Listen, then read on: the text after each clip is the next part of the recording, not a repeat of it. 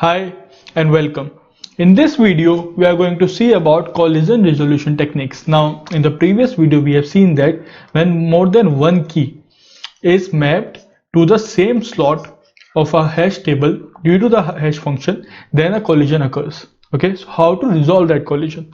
The process of finding an alternate location for a key in the case of a collision. Okay, in the case of a collision is called a collision resolution. Okay. The techniques are direct chaining or closed addressing and open addressing, in which it has linear probing, quadratic probing and double hashing. So first we are going to see about direct chaining. So let's see about direct chaining. What direct chaining says is, let's say these are the keys and these are the values. Okay, so these are keys and these are values. So if there is a collision, it uses linked list. It uses linked list. Okay, now for example, we have 25. So let's say there is mod 10 only. So 25 mod 10 is a hash function. We get a value of 5. So 0 1 2 3 4 5 6 7. So in this 5, the key, now the values are not stored inside the hash. Okay, the values are not stored inside the table, but a separate list is created, a node is created, a singly linked list is created, and inside that the values are now stored. Inside this the values are stored. Okay, now 25 mod 10 is 5, so inside the fifth slot index the 25 will be there inside the fifth slot index. Okay, so this node will have a structure of the value, the key, the value, that is 1225, and the next pointer. Okay, so this node will have three values, that is nothing but our key, value and the next pointer. Okay, like this. So it will have 25, it will also have 1225 and then a next pointer. Okay, now what will have 36? So 36 mod 10 will give me a 6. So at a sixth location a linked list node will be created, a single linked list node. It will have 36, the value 1 2 3 4 and the next pointer. Okay, now 125 comes. Now 25 mod 10 is nothing but 5 again, so it will go till 5. Now it's a choice. We can append the new node at the end of a linked list or at the beginning of a linked list. If you are doing at the beginning of a linked list, a node is created, values are inserted inside this. Okay, and its next is pointed to this, and this now points to this. As simple as inserting a node in the beginning of a single linked list. Fine. So if there is a collision like this, so now the values are stored actually outside the hash function, not inside the hash function. Okay, hash table, not inside the hash table, outside the hash table, using the single linked list node. So a total single linked list will be created for each and every collision. So 457 will be here, a new node will be created, and here the values will be stored. 11 here, a node will be created, the values will be stored, and 69 we need two more, so 69 will be here. Okay, at 9. So this is how a direct chaining works. So for each collision a node is created. Now it is inserted at the beginning of a linked list or at the end, that depends on the implementation.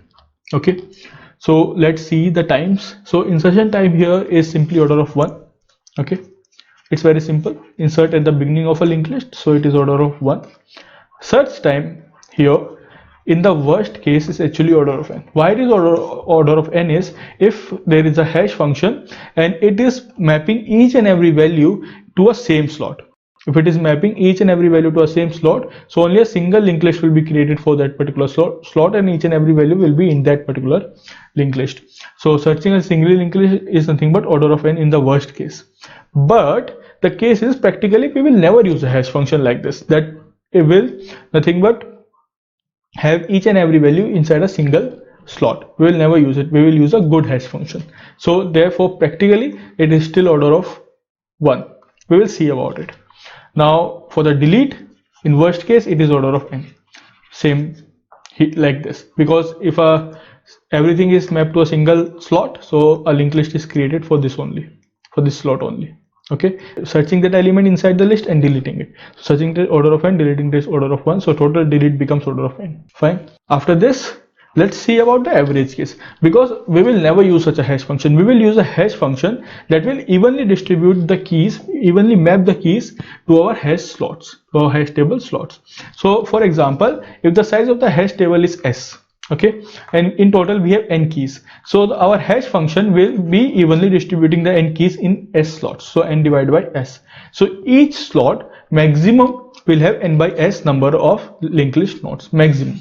Okay, maximum each slot will have n by s number of linked list slots. Just make this point, where n is the number of elements and s is the size of the table.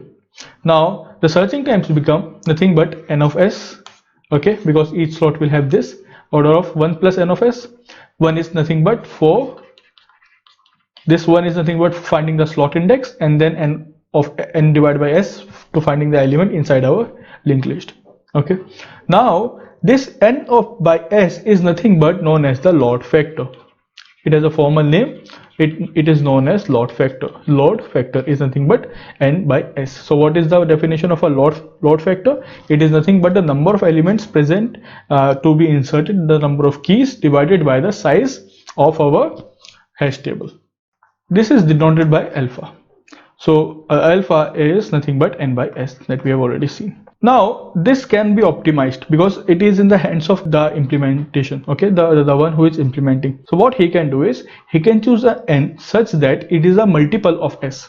It is a multiple of s. Okay, he can choose such a n that it is a multiple of s. It is in his hands, correct? So what will happen to alpha? Alpha will become k into s by s, so it will become nothing but a constant. Therefore the searching time from 1 plus alpha will become 1 plus some constant, which is nothing but a constant amount of time. So hash is a very practical data structure, so therefore it is in the hands of the implementer. Okay, the one who is implementing it. And if the searching is order of 1, so delete is also order of 1. So these were the time complexities of direct chaining. What is an advantage of direct chaining? The advantage is the deletion is very simple, just deleting a node from a linked list. What is the disadvantage? As you might have guessed, it uses extra memory. Okay, instead of a hash table we are storing outside, so it uses extra memory. And deletion is not so easy on open addressing. We will see about that. Okay, so these were the important points in direct chaining. So what is a Lord factor, how the elements are stored using a single linked list, what are the time complexities of this, what is a Lord and how a Lord factor can be properly utilized. Okay, so now we will be going to see the implementation of this, and afterwards we will move on to the next open addressing collision resolution technique. Let's see the implementation now. So before seeing the main function, let's go to our linked list. So in this, what we have here is nothing but a node. So this node here contains the key, the value, and the next pointer. So it contains two datas and the next pointer. Okay, now after this is a constructor. So whenever a new node is created, the values will be assigned using the constructor. Okay, now a hash table is created, a class of hash table. It will contain that maximum table size, the size of the hash table. So it will increase, the size will increase as per the elements which are inserted. Okay, and the maximum capacity is nothing but the table size, and it contains an array of linked hash. Okay, so what is the meaning of this? That a table is created, a hash table is created, and in this particular hash table we will have at each slot a linked list. Fine. Now this is a constructor. So whenever what is the capacity of the hash table, it will be given to table size. So each and every index initially will be made null. Okay, it will not point to anything, it will made null. This is a function for getting the size. What is the current size? If you want to clear our hash table, so the clear function is created for that. It is very easy to just traverse to the hash table and make everything null. Okay, and make size equals to 0. Now this is for a get value. We will see this afterwards. Now first see the insert function. Now in this insert function, how it is working is, if let's suppose we get 25 to insert, so first 25 mod 10, because maximum capacity, let's say it is 10, so we have 25 mod 10, it is nothing but 5. So we will go to the index 5. Okay, 0 1 2 3 4 and 5. Now in this particular index, we are going to access the current linked list that is present inside. If it is null, first of all, if it is null, then a new linked list is created and the values are inserted into it. So first it was null, so 25 is inserted with its value. Okay, now let's say 125 comes. Now 125 also is at this particular index, so the current linked list is nothing but accessed. So this current linked list is accessed using this. Okay, so now our current linked list is accessed. Now what is happening is, what we are doing, we are going to insert this particular node inside our linked list. We are going to insert this particular node inside our linked list. How it is inserted? By this. Okay, so what a new linked list is, new linked list node is created with key and value, and the entry.next will be pointing to this. Okay, so this is how a linked list is nothing but created inside this insert function. Fine. Now what is this? This we can actually remove. This says that if the key is already present, we are updating its value. But if a hash map has a condition that only unique keys are provided, so we can change it that only unique keys are provided, or we can just get a message that if the key is already present, so simply print that the key is already present, unique duplicate keys are not allowed. Okay, duplicate keys are not allowed. So this will be printed, and we can return from this position that yes, duplicate keys were there, so I am returning, I'm not inserting anything else. Okay, so this change we can make here. So that means now only unique keys will be inserted. Okay, only unique keys will be inserted. So this condition is not now required of entry key equals to equal to key. Fine. So if the entry.next is not equal to null, we are traversing our linked list, we are going to the end of the linked list, and at the end of the linked list we are inserting our new node. As simple as that, and we are increasing the size afterwards. Now after this, there is a display function. How a display function is simply working: for each and every slot we are accessing the each and every slot, and for each every slot we are accessing its linked list, traversing the linked list, and printing the each and every element inside the linked list. Simple. Okay, now obviously if it is null, then nothing will be printed. Now what about the get value function? So if a key is provided, then we are returning its value. So for example, 25 value was 1250, so this will be returned, 1250 will be returned using this get value function. Okay, now what we are doing, first using the key we are getting its hash index. So this is nothing but the hash slot index that we are getting using the hash map, using the hash function. If it is null, we are returning -1, that this key is not present, therefore we are returning -1. If it is not null, we are accessing its linked list, okay, and traversing the linked list and just checking whether the key that we are having right now is equal to the key present inside our linked list node. If it is equal, then returning its value. Okay, as we are doing in a normal single linked list, exactly that we are doing here, returning the value. Okay, if after traversing each and everything it becomes null, that means the key is not present, so therefore we are returning -1. So this is the code for this particular question. Okay, let's see the main function now. So inside the main function, first the scanner input, then the capacity. We are taking the user input for the capacity, okay, maximum size. We are creating a hash table of that size using the user input. Then that many elements will be inserted. We can change it, no need to insert the maximum capacity elements, that is our choice. Key value are taken as input, key values are inserted, then hash table is printed. Then we are getting a value of a particular element key, let's say 1000. If it is not present, -1 will be printed. Okay, we are getting the size, we are clearing, and after that we are getting printing the size. So after clear, the size will be printed always 0. Let's just run the code now. So let's give the input of 10 and 10 key value pairs. So bucket 1 is empty, bucket 2 here has 3 values. So bucket 2, what is the meaning of bucket 2? That means the index 1. Okay, so bucket 1 is index 0, bucket 2 is index 1.